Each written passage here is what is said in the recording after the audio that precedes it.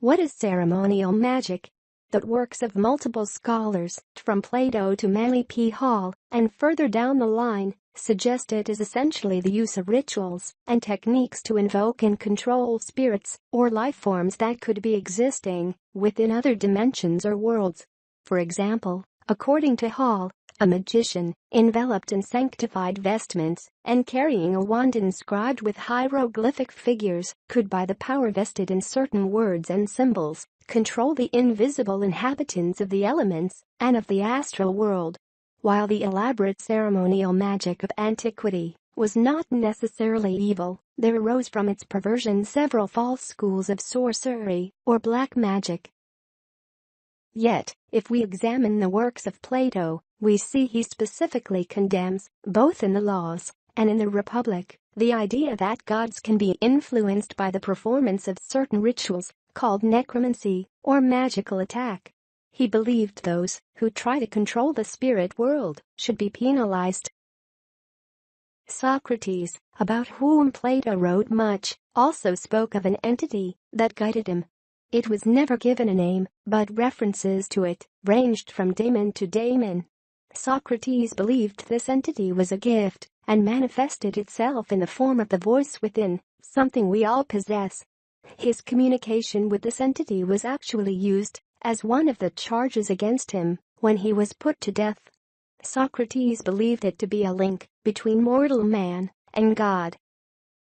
Socrates seems to be an exception when it comes to using these concepts for perverse reasons, and, as Hall points out, he provided evidence that the intellectual and moral status of the magician has much to do with the type of elemental he is capable of invoking.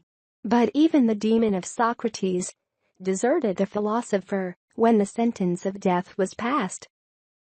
He was put to death for corrupting the youth and spreading false information amongst the people, but looking back, he seems to be a figure more like our modern-day revolutionaries than a malevolent influence, put to death for exposing the aristocracy's secrets and encouraging people to question the true nature of reality, to question the doctrine that had been provided to the masses by those in power.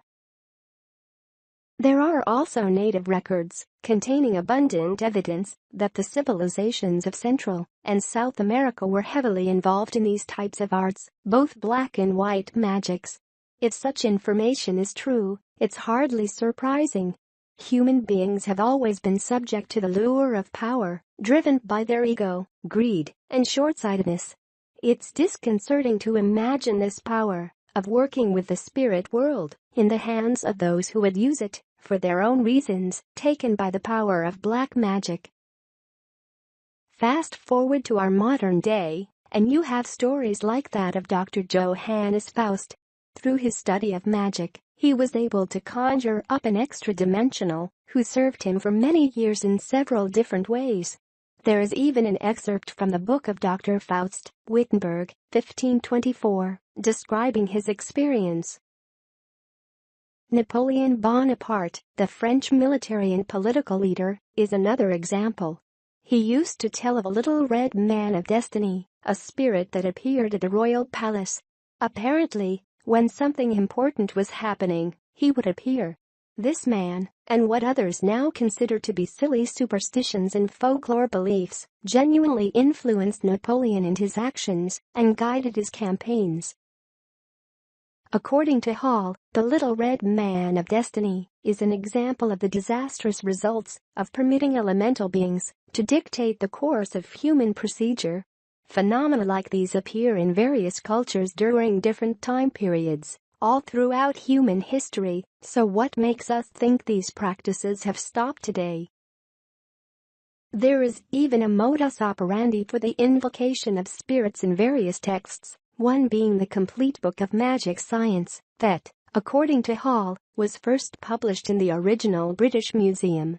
This is also mentioned by other studies of occult philosophy, like Francis Barrett in his Magus, where he describes the use of symbols and more things relating to the occult. Living creatures, existing in a world we cannot perceive, have been the subject of lore dating back countless years.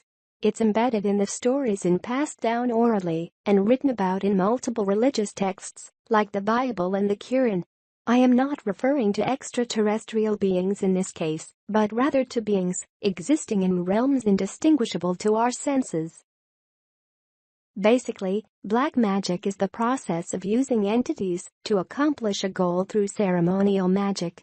Hall writes, by means of the secret processes of ceremonial magic, it is possible to contact these invisible creatures and gain their help in some human undertaking. Good spirits willingly lend their assistance to any worthy enterprise, but evil spirits serve only those who live to pervert and destroy. The most dangerous form of black magic is the scientific perversion of occult power for the gratification of personal desire. According to scholars of various philosophies, there occurred, long ago, a systematic destruction of all keys to wisdom so that no one else could have access to the knowledge. Whoever did it completely inverted the rituals of the ancient mysteries while claiming to preserve them, believing what they did was the right thing to do. Magic also uses symbols and sacred geometry. Black magic, on the other hand, uses inverted symbolism, taking pure symbols with noble meanings and perverting them. Inverted symbolism seems to be the way to invoke spirits for malevolent purposes. It appears there were many black magicians throughout history who strayed from the noble concepts that underlie the core of spirituality and working with the spirit world. White magic, on the other hand, deals with the noble, the morally pure, and cannot be used to accomplish selfish ends. Ego, greed, and personal desire have no place in white magic. I agree with Socrates that the concepts of white magic exist within all of us and can be used as powerful tools of manifestation, provided one is pure in their heart and intention. It's simple and cannot be used as a means to an end or to fulfill a specific personal desire. This revelation brought to light something that could still be happening among some of today's 1%. Who completely control almost every single aspect of our lives, from health and finance to politics and education. I do believe politicians and other public figures are involved in these types of things for various reasons, but I also believe they rank low in the hierarchy, and that perhaps these ceremonies and rituals at the upper levels go far beyond what anyone can imagine. I also believe the pure teachings of the ages to be preserved by those with good intentions rather than evil. If you are scoffing at the idea of duality, I also believe that dark and light can exist within one space. So I do see the merits to the duality argument, but I also see the merits to the opposite. They are one and the same.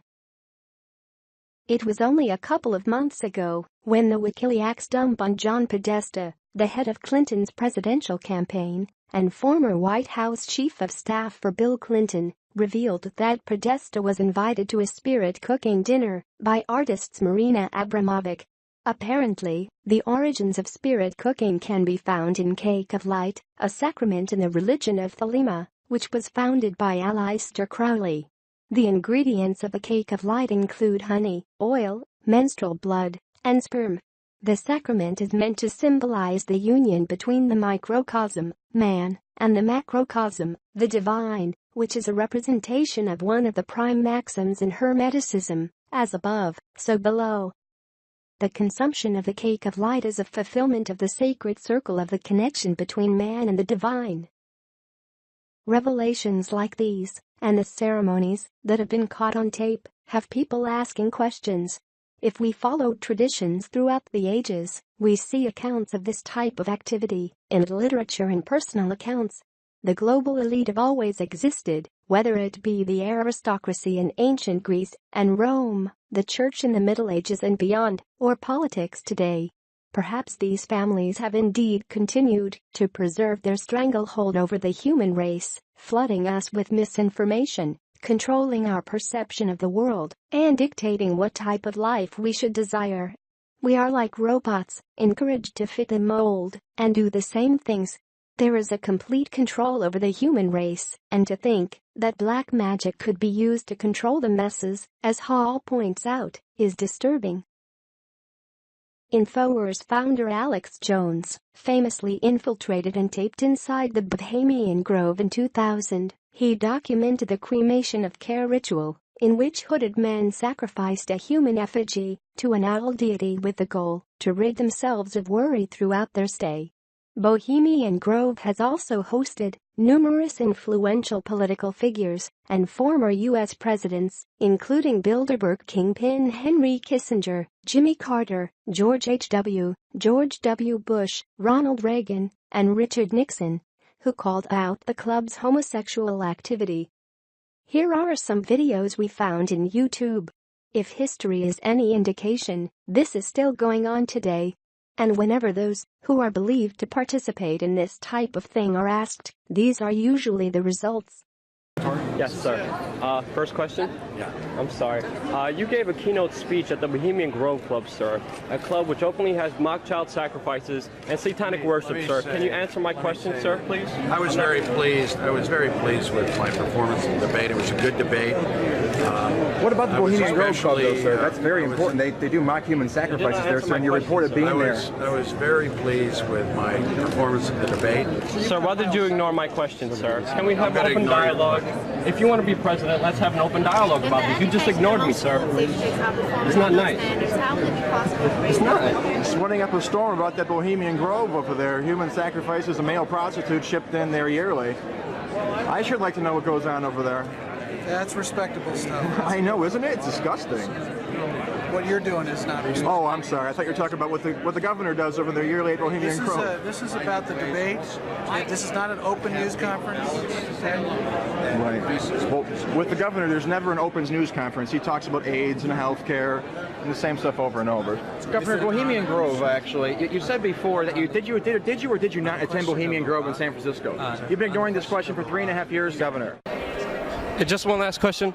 Last time we talked, you were kind of like setting up a storm when I brought up the Bohemian Grove. Why is that? The what? The Bohemian Grove. Nothing? It's me. I'll tell you a couple of stories about fraud. The Bohemian Club, as you say, the Bohemian Club? That's where all those rich Republicans go up and stand naked against redwood trees, right? I've never been to the Bohemian Club, but you ought to go. It'd be good for you. Get some fresh air.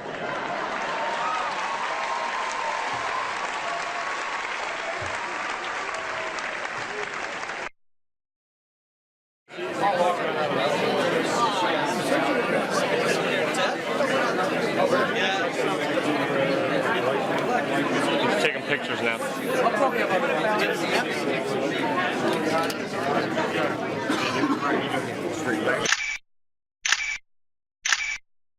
I know you consider yourself a Catholic, but what happens when you worship Moloch at the Bohemian Grove?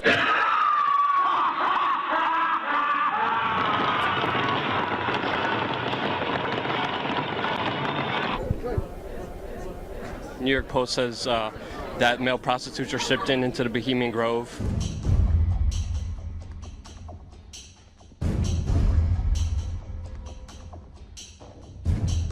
Can you tell us what happens there? You actually believe all this junk? Bill Clinton said that Republicans run around naked in the woods there. As you say, the Bohemian Club? That's where all those rich Republicans go up and stand naked against redwood trees, right? I've never been to the Bohemian Club, but you ought to go. It'd be good for you. Get some fresh air. And you don't want to know what Richard Nixon said about the place. The Bohemian Grove that I attend, one time to time, the Easterners and the others that come there, but it is the most faggy goddamn thing you will ever imagine in San Francisco crowd, because it's just terrible. I mean, I never want to shake hands with anybody in San Francisco. That's the place you attended. It's a secret society. Can you tell us at least who invited you? You know, it's nice to know that there's some people who have fantasy lives that have nothing to touch with. Nice to have had you. Bye-bye. You can't answer the question? Bye-bye. You can't? Can you answer the question? See you later. David Gergen, top presidential advisor to Ford, Reagan, George Herbert Walker Bush, and Bill Clinton. We couldn't believe our luck. It just so happens that David Gergen is also a prominent member of the Bohemian Grove, the offshoot of Skull and Bones. This insider of insiders, a staple of the White House for 22 years, got very upset when we brought up Bohemian Grove to him. He didn't deny its existence. He didn't deny that he was a member. He didn't deny the rituals. He just became angry and didn't act very gentlemanly. One last question. I read a Washington Times article many years ago where you had a comment about the organization, and then now it's been in the Wall Street Journal, it's been in a lot of different newspapers, and that's the Bohemian Grove. And back in, what was it, 1996, when you joined as a Clinton advisor, the Republicans were criticizing you, oh, what about Bohemian Grove? And then you countered them by saying, hey, I don't run around in the woods naked. What did that mean? Here is the before-mentioned Washington Times article where he said, I didn't run around naked like they do. I don't know what quote you're referring to. I'm not aware of any quote like that. Listen, I am a happy member of the Bohemian Grove. I like the folks who come there, and it's really inappropriate for me to talk about the group beyond that. Thank you. Have you been there for the ceremony with the cremation of care? Frankly, I don't think that's something I need to talk to you about. Great owl of Bohemia, we thank thee for thy adjuration.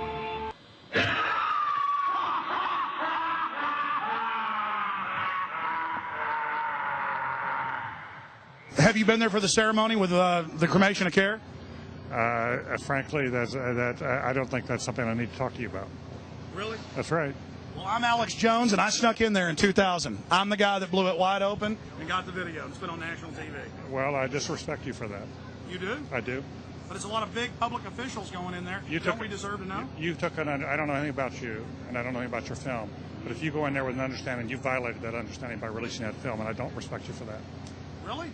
But we have public officials. I'm sorry. You took an understanding when you went in there that you would not do that film. And did you have an understanding when you went in there? No. Did you crash it? Yes. Yeah, and it has no trespassing signs there too, doesn't it? No, they put them up after. Oh, I'm sorry. I'm sorry, sir. I've been there before. I know what the circumstances are, and I'm sorry you violated the understandings. That was not a gentlemanly thing to do. But what about the ritual? Is the ritual gentlemanly?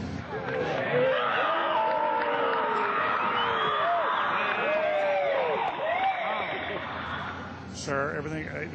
I don't owe you this comment. I know. This is what's called ambush journalism, and I disrespect you for that as well. So thank you and goodbye. Been in the ritual? It's none of your damn business. Oh, that's right. Listen. You go around and make understandings with people and violate them. You ambush people on the streets, and that's inappropriate form of journalism. If you wish to practice that, that's fine, but don't ask others to respect you for it. If you want to, you can do. You're a free American, like anything you want. If you want to be uncivil and rude and ungentlemanly, that's up to you. But don't expect the rest of us to say, "Oh, well, you're one." Mr. Gergen. I'm sorry, nobody sets policy in there. We try to be gentlemen, and obviously, you don't belong there. Weaving spiders come out here. Yeah, that is a three-pointer. Woo! Just look at him. That's a face keeping a lot of secrets. He's got some stories to tell. And remember that Washington Times article? It talked about all the other organizations that he resigned from. It mentions the Trilateral Commission, the Council on Foreign Relations, all of them groups dedicated to setting up a world government and destroying American sovereignty. When are you going to open up on the Bohemian Grove? Bye-bye. You might as well just answer the question. It's going to be a lot easier. People are just it's going to be on YouTube. People are just going to speculate that there's something wrong unless you tell us there's nothing wrong. Come on. I'm just trying to be transparent and open. That's all I'm trying to do, Newt. And you're kind of making yourself look kind of guilty.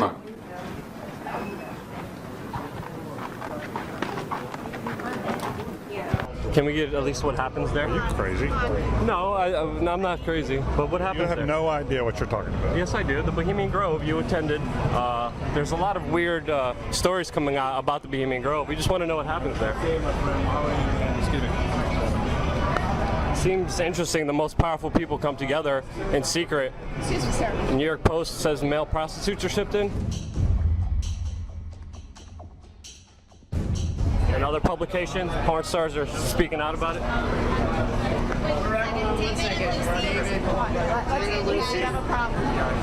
Can we we get any transparency on the secret society? No transparency? Come behind you. Go ahead, sir. No? Again, ladies and gentlemen, when you see that black edge coming in, that was the field from the camera. There you see the funeral pyre burning with the effigy of a human. Or it could be real, ladies and gentlemen. There's been a lot of strange going-ons in that area of Northern California. But this is what the establishment is into right here in America. Republican, Democrat, you name it. They're all working on the same team. Ladies and gentlemen, it's called world government, the New World Order, dehumanization. It's not a joke. It's deadly serious. Unfortunately, they've been breeding societies to think everything's a joke. I'm here to tell you truth is stranger than fiction. Why is it so hard to believe? Perhaps because our understanding of the limits of reality is controlled by the very same people accused of these practices. The masses, deprived of their birthright of understanding and groveling in ignorance, eventually became the abject slaves of the spiritual impostors. Superstition universally prevailed, and the black magicians completely dominated national affairs, with the result that humanity still suffers from the sophistries of the priestcrafts of Atlantis and Egypt. Looking into various subjects, from MK Ultra and other forms of mind control, to the information coming from whistleblowers, insiders, the use of ceremonial magic for perverse reasons by the elite is really not that far-fetched. Although scary to contemplate, it does happen. Those who we consider our leaders, those in positions of great power, those behind the global corporatocracy we see today, and the propaganda we're all subject to, could all be guided by spirits from places we have yet to learn about. And as a result, the massive manipulation of humanity could be guided by these demonic entities. As Edward Bernays writes, the conscious and intelligent manipulation of the organized habits and opinions of the masses is an important element in democratic society. Those who manipulate this unseen mechanism of society constitute an invisible government, which is the true ruling power of our country.